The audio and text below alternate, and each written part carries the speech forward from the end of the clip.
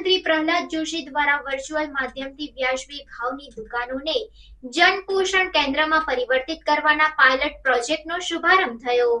કેન્દ્રીય મંત્રી પ્રહલાદ જોશી દ્વારા વર્ચ્યુઅલ માધ્યમથી વ્યાજબી ભાવની દુકાનોને જન પોષણ કેન્દ્રમાં પરિવર્તિત કરવાના પાયલટ પ્રોજેક્ટનો શુભારંભ ભારતના ખાદ્ય અને જાહેર વિતરણ વિભાગ દ્વારા વ્યાજબી ભાવની દુકાનોને જન પોષણ કેન્દ્રમાં પરિવર્તિત કરવાના પાયલટ પ્રોજેક્ટનો દિલ્હી ખાતેથી કેન્દ્રીય મંત્રી પ્રહલાદ જોશી દ્વારા શુભારંભ કરવામાં આવ્યો.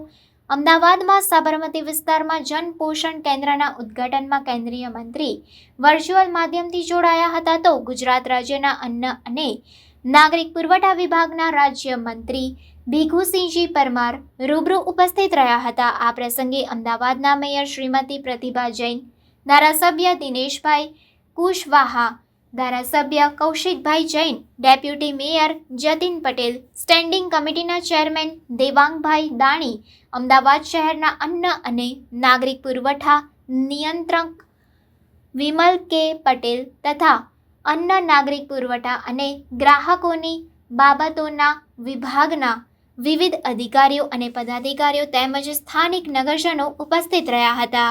खबरों के लिए चैनल को सब्सक्राइब कीजिए. खबरों का नोटिफिकेशन पाने के लिए बेल आइकॉन को जरूर दबाएं.